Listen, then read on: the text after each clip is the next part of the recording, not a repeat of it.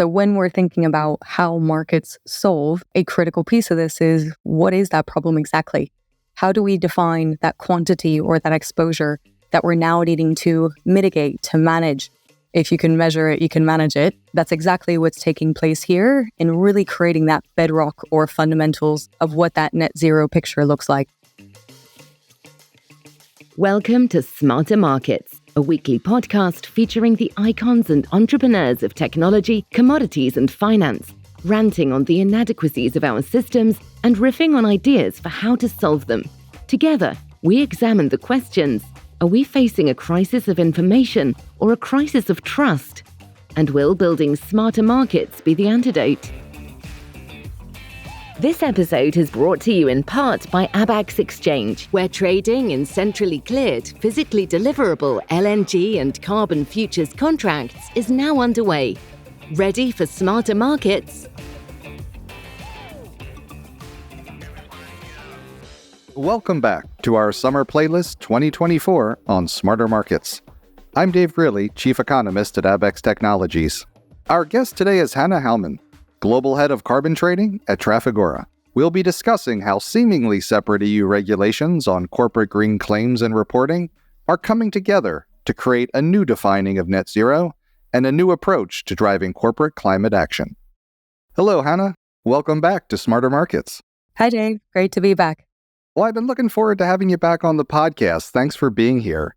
I think we've all become accustomed to thinking about carbon markets in terms of voluntary and compliance markets, with corporate action driven by climate commitments in the voluntary markets and by government regulation in the compliance markets. And I've been looking forward to talking with you because you see a third approach now taking shape, particularly in the European Union.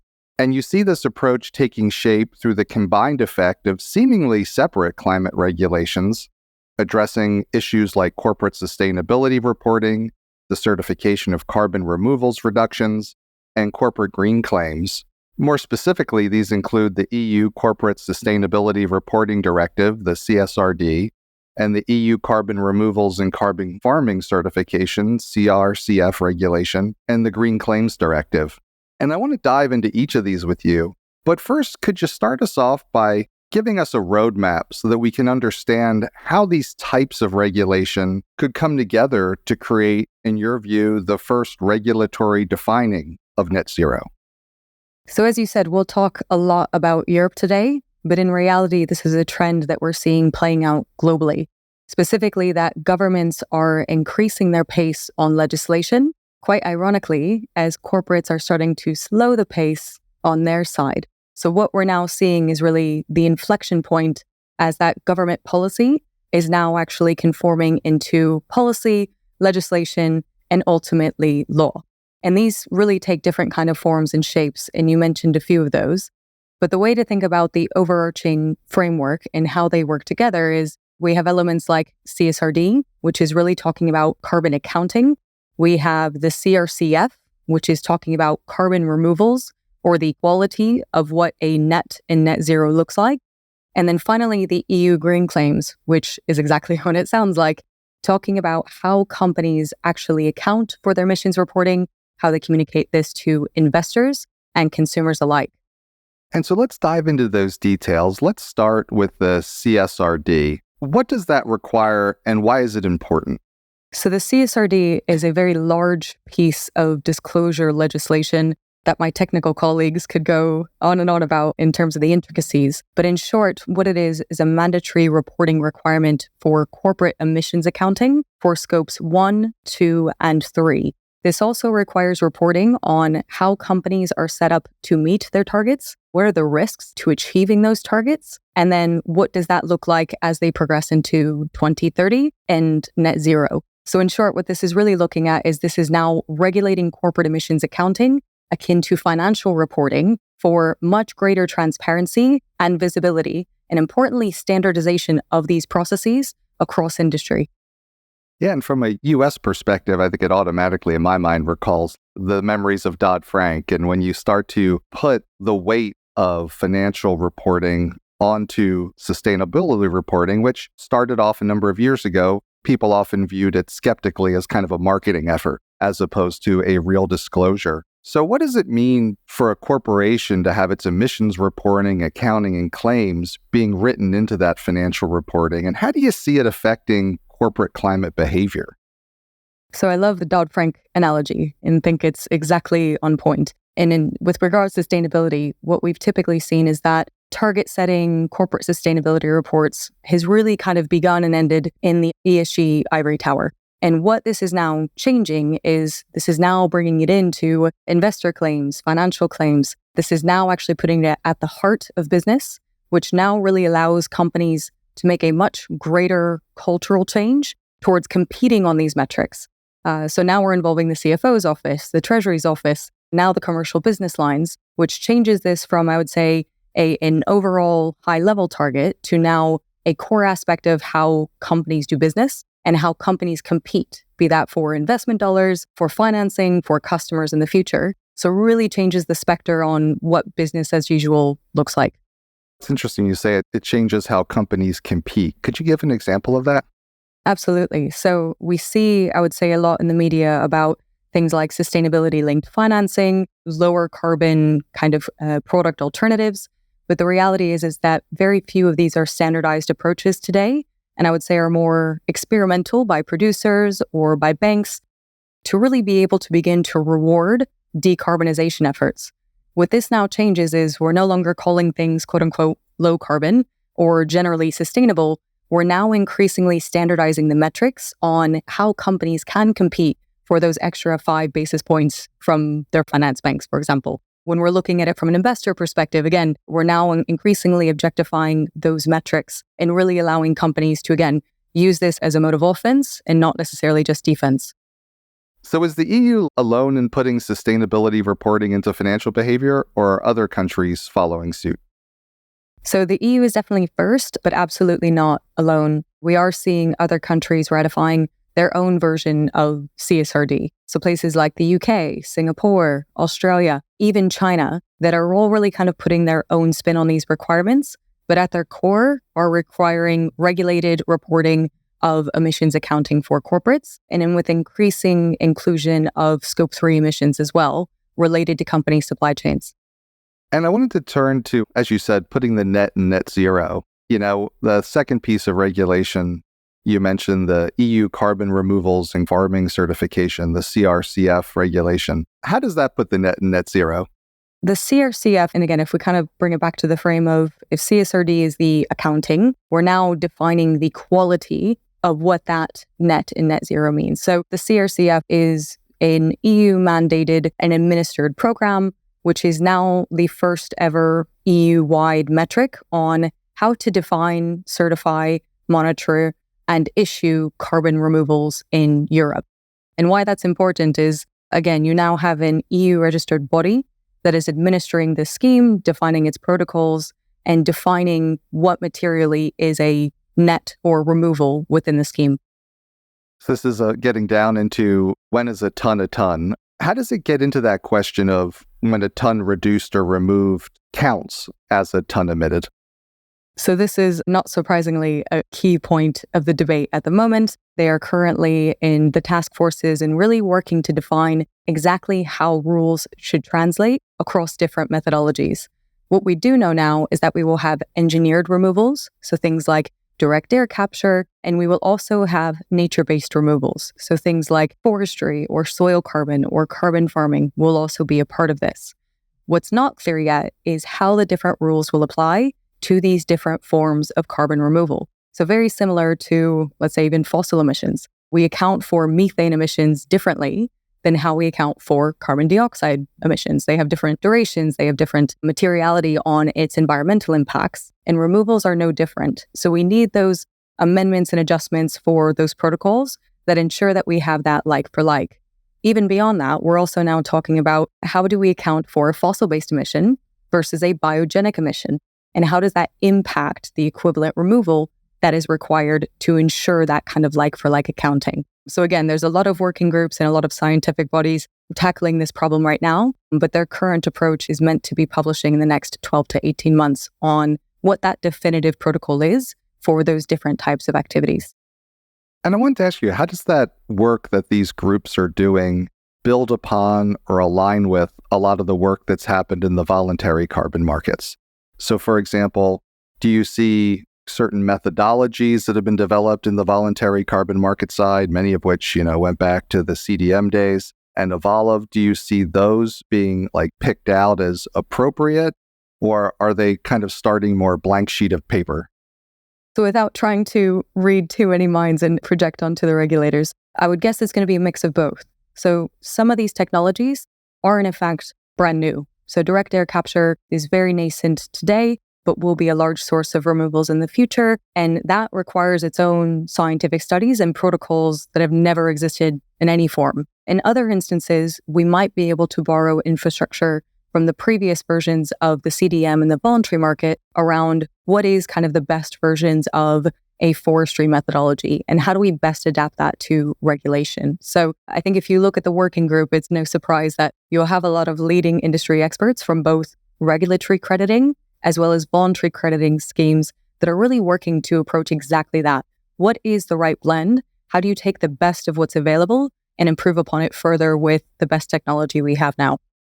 And we've had, groups on the voluntary side like the ICVCM, the VCMI, doing similar work in what a high integrity credit is, what is a quality claim. It seems like the EU is kind of getting its foot in the door here in a way by offering a carrot that corporations will be able to count the benefits of their removals on the European continent after 2030 toward their EU ETS obligations.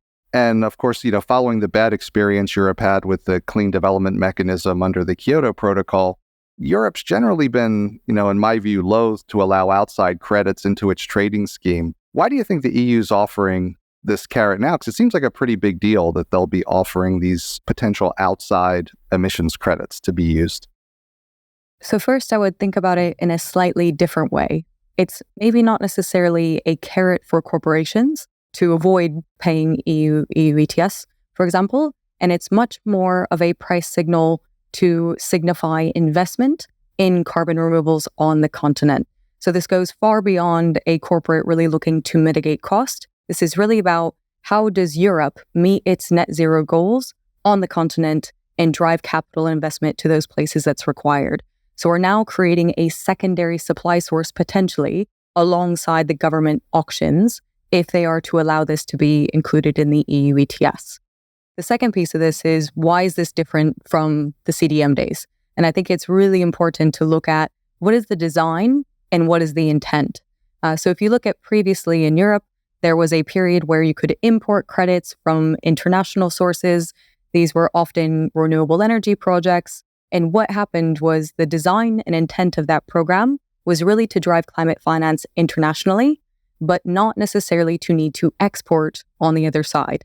So no surprise, it was extremely effective, in fact, probably too effective at driving that international climate finance where you had a limited demand within Europe under the regulation and effectively unlimited supply globally, but it delivered against that goal and aim of how do you drive international climate finance? The new EU CRCF is vastly different in both that design and intent. Firstly, it is primarily focused on European borders. So how do they drive investment within the continent? It's very particular on the qualities that it will allow, which is what we discussed previously on those removals. How do we assess like for like? How do we assess duration? Things like permanence. And equally, its core objective, yes, there is a climate finance element, but the core objective is really around the carbon accounting. And I think you'll see the protocols and methodologies really, really reflect that. Why do you think accounting is so important? As an economist by background, I've had to learn over the years that, while economics is important, accounting seems to drive behavior. How important is that they're setting the accounting for net zero? I'm not an economist by background, but I've always been a trader, and specifically a trader within physical markets. So when we're thinking about how markets solve, a critical piece of this is, what is that problem exactly? How do we define that quantity or that exposure that we're now needing to mitigate, to manage? If you can measure it, you can manage it. That's exactly what's taking place here in really creating that bedrock or fundamentals of what that net zero picture looks like. One of the interesting things is, we started the conversation with, we're talking a lot about the EU, but of course, this is more global movement in general. And one thing we've seen broadly is the EU trying to extend its regulatory reach. And I'm curious in this case, how does this allow the EU to extend its regulatory scheme, the ETS, into the voluntary carbon markets? So I think I'd probably flip that the other way around, in fact. So what we often see is that whenever there are increased regulatory measures on defining what eligible credits look like, that the voluntary market actually borrows from the regulator as much as the other way around. So for example, we have markets like Australia, which is a regulatory scheme. You have credits that are really certified by the government and managed in terms of protocols and issuance. And in fact, you actually see a lot of corporates purchasing those regulatory units for voluntary claims. And the government has a system whereby corporates understand how they can account for it, how they can communicate it, so on and so forth. We recently have had a new scheme in Singapore, which is also based on credits, but this time internationally sourced credits. And very similar effect there. We're now seeing corporates wanting to also look at the Singapore regulatory credit as a means for its own voluntary action. So I don't necessarily think it's a, let's say, one-way system. And it's very much that corporates will be informed by the regulation, and regulation will be informed by what's happening in the voluntary space. I want to take it now to the last piece of regulation, the EU Green Claims Directive, which regulates how companies may talk about what they're doing on the climate side. And when you look at that, how does that regulation of the claims that can be made, what is that requiring, and why is that important to putting together these three legs of the stool, I guess? I'm going to use some words that you may have heard previously, words like standardization, objectivity, robustness, no different to, let's say, that demand side of the equation, which is that emissions accounting. We need to define the quality, but then we also need to define how that is actually being used in the market and on what basis. So today we see a lot of descriptions in retail goods, in corporate advertising, whether that be carbon neutral or low carbon. There's not really clarity on what that means as we look product to product and firm to firm. So what's really interesting about the EU Green Claims Directive is we're now getting, in effect, a gap accounting version of what is the appropriate way to claim offsets, talk about decarbonization process, and really actually define what makes a product carbon neutral or low carbon, and what were the scientific objective measures that companies used to get there. So what we're really looking at going forward is kind of this concept of calorific content that we think about when we think about food. But again, moving more towards what is that objectively low carbon number, not just descriptive, categorical. And so now we put these three pieces together. We have a regulatory definition of what constitutes a ton of a carbon emissions reduced or removed, rules on how a green claim, including a net zero claim, may be made, and those claims now carrying the legal weight of financial reporting. So how do you see this regulatory approach reshaping the way we need to be thinking about the potential path forward in the carbon markets? What's interesting about this is, as you mentioned, this is the three-legged stool. They look from the surface as though they are three very independent regulatory tracks. But in reality, they're all moving at the same pace and really seeking to deliver at the same time for good reason. And that's really because we're moving out of what I would say is a pure voluntary kind of guise of what corporate action looks like, as we are now not only regulating the claims, but we are also regulating the underlying accounting and progression of those targets. So as we move forward, I think we're thinking less about these as completely two separate types of markets in terms of voluntary and regulatory. And we're really thinking about regulated markets, which in their own right are already increasing in terms of sectors, geographies, products that they extend to, but now also a regulated corporate commitments market, which is now really, again, moving away from that sustainability report that's primarily focused on graphics and much more focused on what are the objective measures that companies are taking towards climate action? And again, how do they compete on the basis of decarbonization and progression towards targets?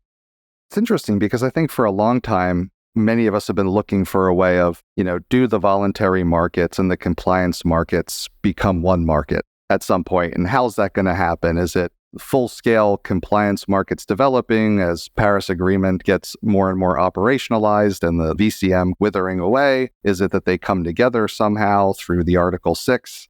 When you look at it now, do you see this more regulatory approach where we kind of have these patchwork of across geographies, across countries? Do you see that as maybe the more interesting route right now? How do you think we get there? Or do we? I think it's the necessary route. I think to quote the Paris Agreement, common but differentiated approaches.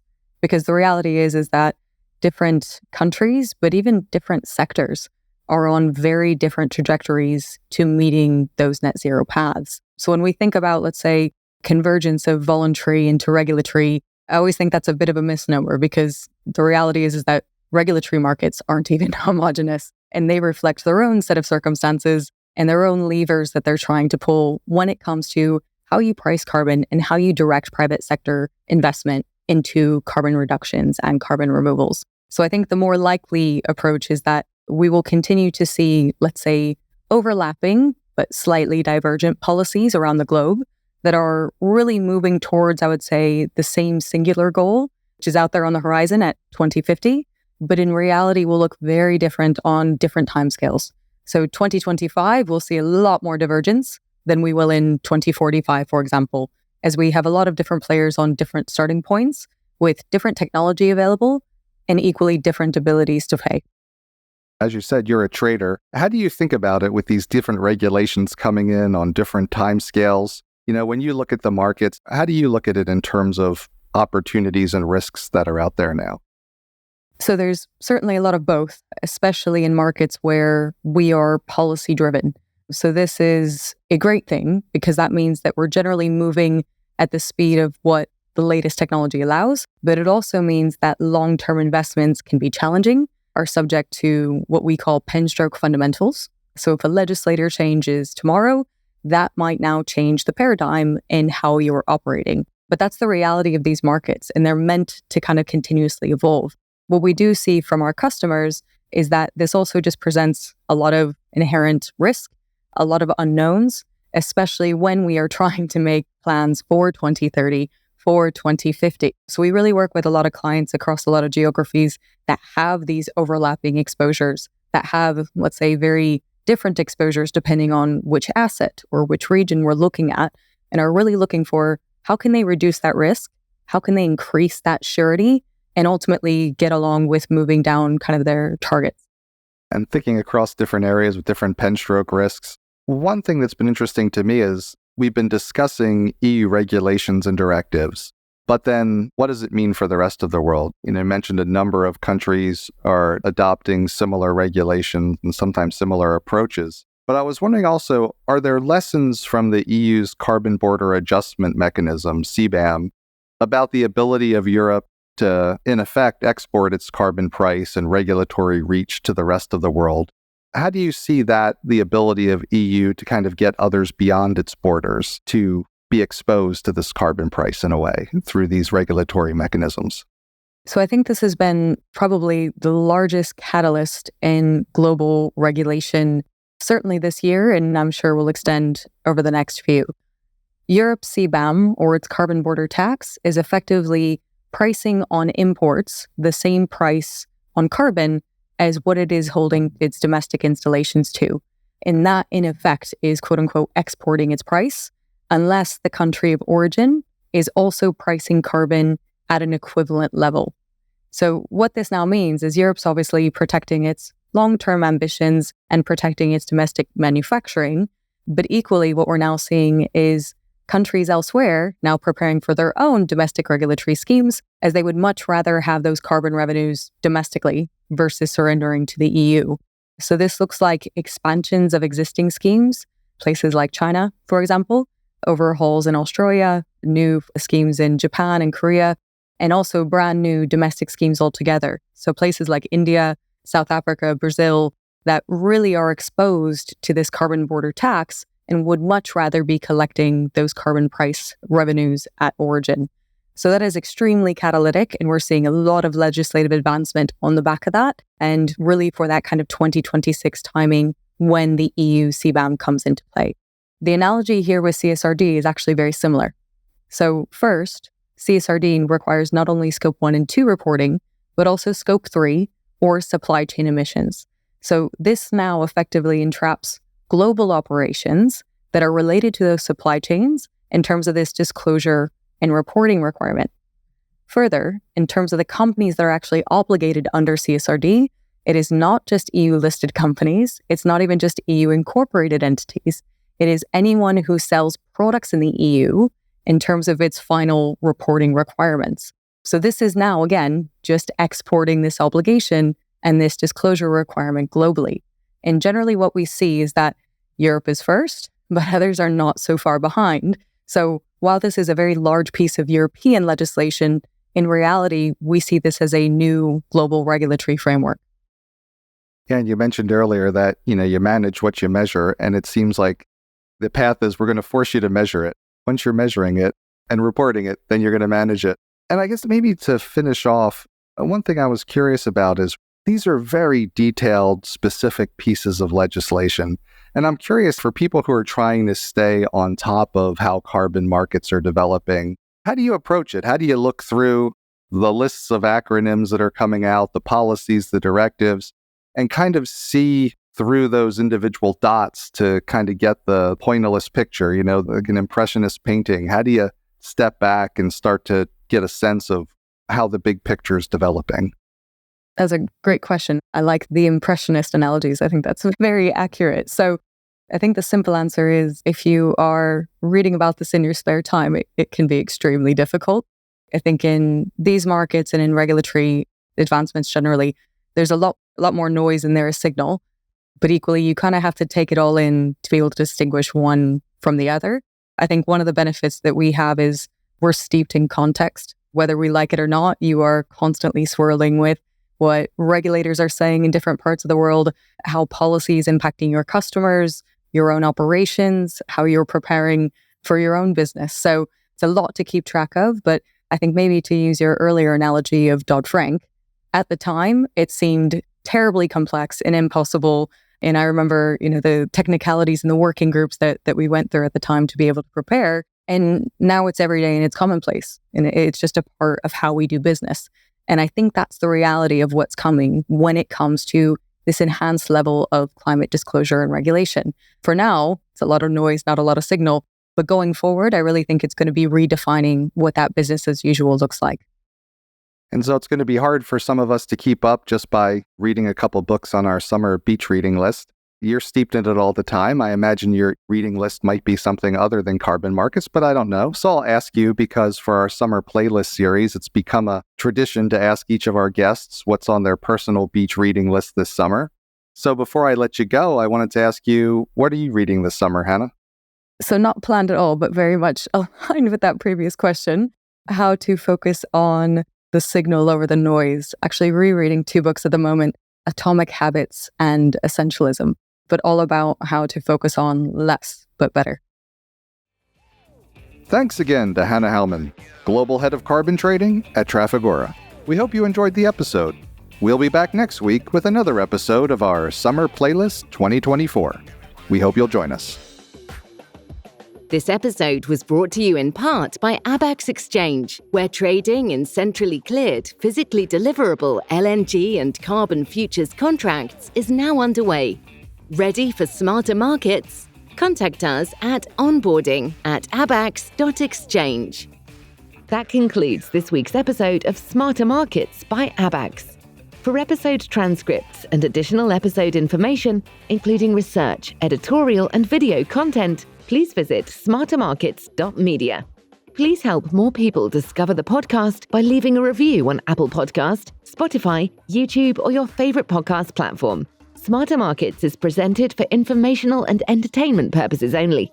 The information presented on Smarter Markets should not be construed as investment advice. Always consult a licensed investment professional before making investment decisions. The views and opinions expressed on Smarter Markets are those of the participants and do not necessarily reflect those of the show's hosts or producer.